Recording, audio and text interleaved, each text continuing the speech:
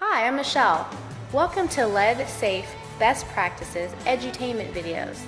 These videos have been produced to assist lead remediation professionals and do-it-yourselfers to work successfully in pre-1978 housing and child-occupied facilities. Our goal is to help you minimize the creation of lead hazards through uncontained dust and debris.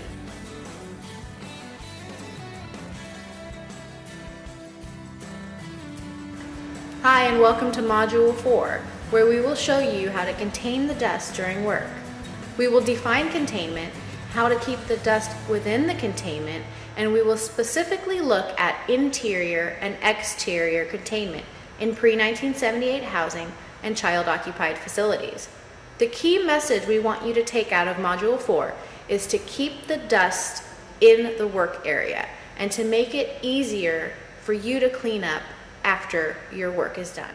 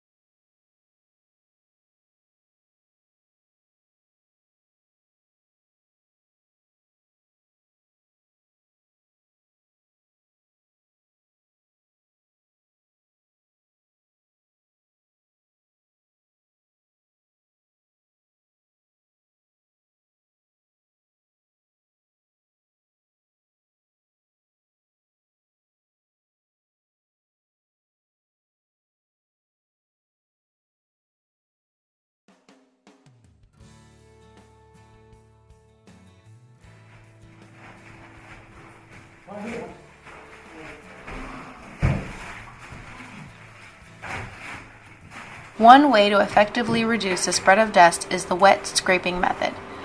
The wet scraping method is different from the dry scraping method because you control how much dust is generated. The worker in our video has a bucket of water and a sponge for moistening the substrate before scraping. The deeper you go in the substrate, the more frequently you should moisten it. As you get deeper into the substrate, keep watching the surface and moistening as needed to prevent dust generation. This is one of the best practices for eliminating or reducing the spread of dust when scraping. It is also one of the least costly methods.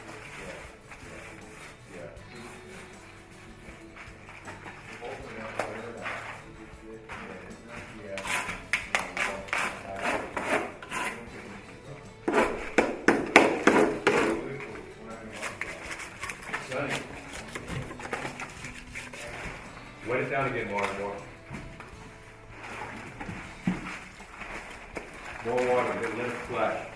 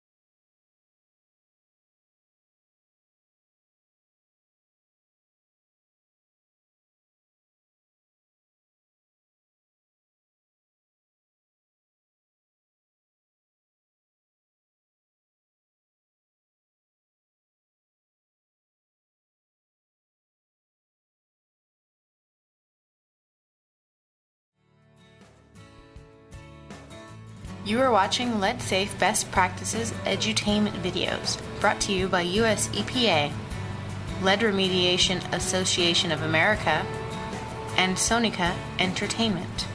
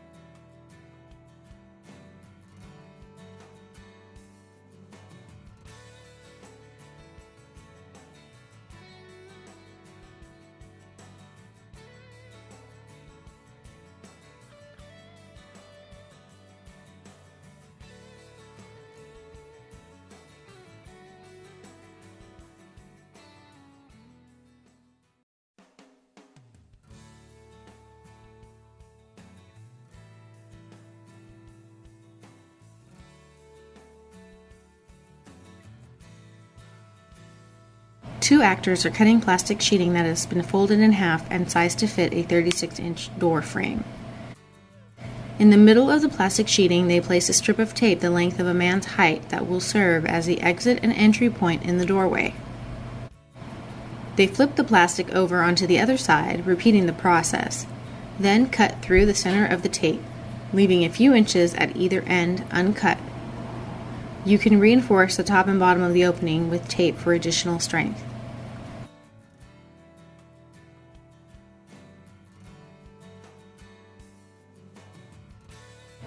Once the sheet is hung on the door frame, tape each side to the frame or wall.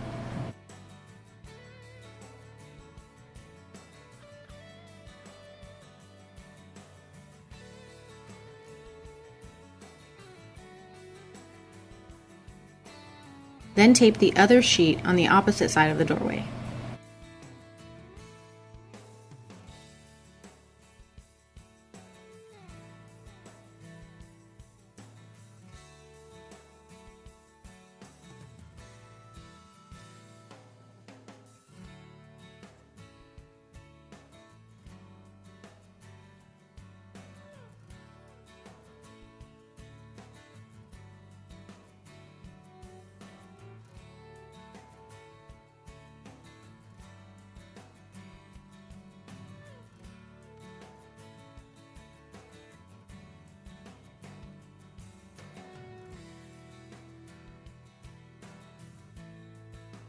The final step is to tape the closable flap at the top of the door frame.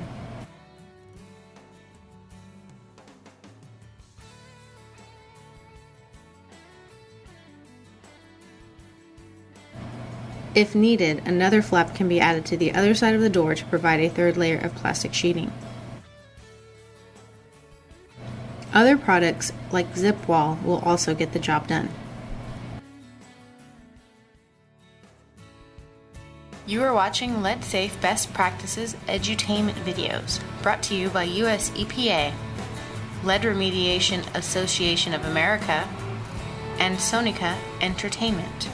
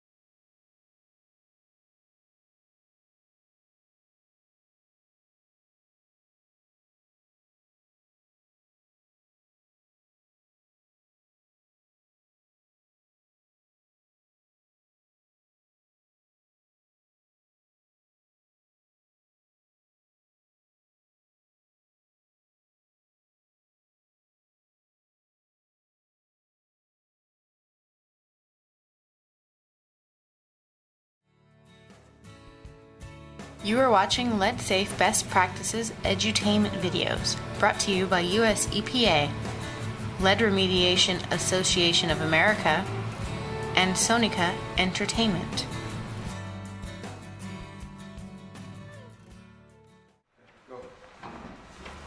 Caution tape, barrier tape. When you're working on the exterior of a project, you want to make sure that you establish your barriers. First thing you do before you start putting down your plastic or your poly as we call it, put up your barrier tape. Make sure that you establish your perimeters of the work area. After you do, and make sure also that you have caution lead hazard. We did a job where we just had caution tape, and a guy walked right through our job, and I go, "Listen, didn't you see the tape?" He goes, "Yeah, I saw the tape. I'm using caution. What can I say?" But when you got caution lead hazard, you're definitive. You let people know what's happening inside your perimeter. Also, your signs. Your signs will be all over. Caution, lead hazard, keep out.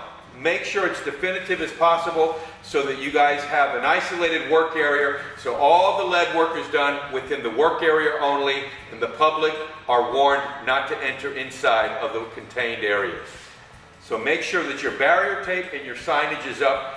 Very important for the exterior projects and also even on the interior. If you're doing a room and you put your critical barrier and you put the critical barrier with the flaps on both sides, make sure that that sign, lead work, do not enter, is on that flap before anybody wants to enter into that room. Very important. Barrier tape and signage is number one, even before you start even laying down the plastic for your containment in your work area. It establishes the work area and lets people know, do not enter, we are doing lead work.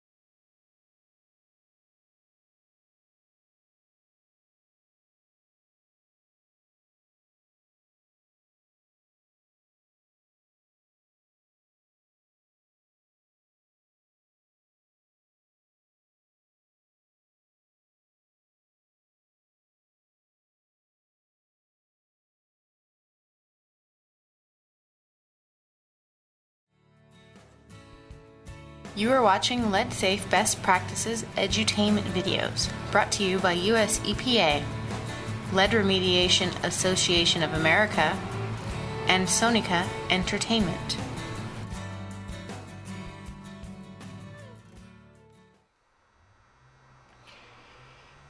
Containment systems. Exterior containment systems is a great idea from the protocols that we used. But in reality, we ran into some problems, especially with high winds.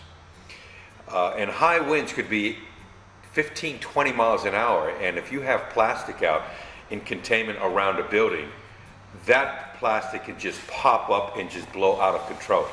So we had to come up with solutions. Even though the protocols said to do this, this, and this, we still had to devise a system where it could work. I don't like looking at my guy's eyes and say, you got to go home because the winds are 15 miles an hour. It doesn't make sense to guys that want to feed their family.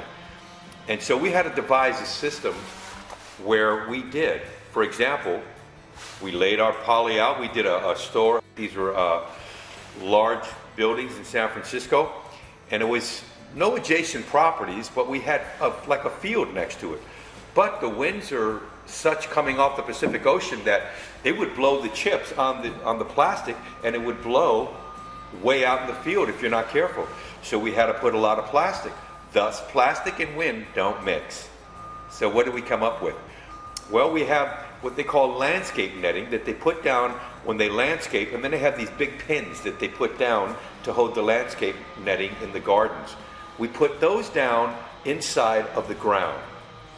Then we had pieces of board where because the wind would kick them up so much that we actually put duct tape down on the plastic, then we stapled the plastic on top of the wood below it. And then we curved it up to a containment where we had 5-gallon buckets, and we filled them halfway up with cement, and then we put 2x4s in. And we created like a little mini wall so that if the chips did blow even on top of the plastic, it would blow against the mini wall. I think it was about 42 inches high. It was a little bit less than 4 feet. And with this wall, it was the project manager of this was actually happened to be a federal job, was so impressed because we came up with this idea. But we had to come up with a solution for an exterior containment because the winds were high. They were not blowing blatantly high, but when you have plastic, it lifts it up really quickly when you have plastic 20, 30 feet extending from a building. So watch the video and you'll see exactly what I'm talking about and what we've tried to do. Because in the video, you're going to see firsthand how we devised the system, and it worked well.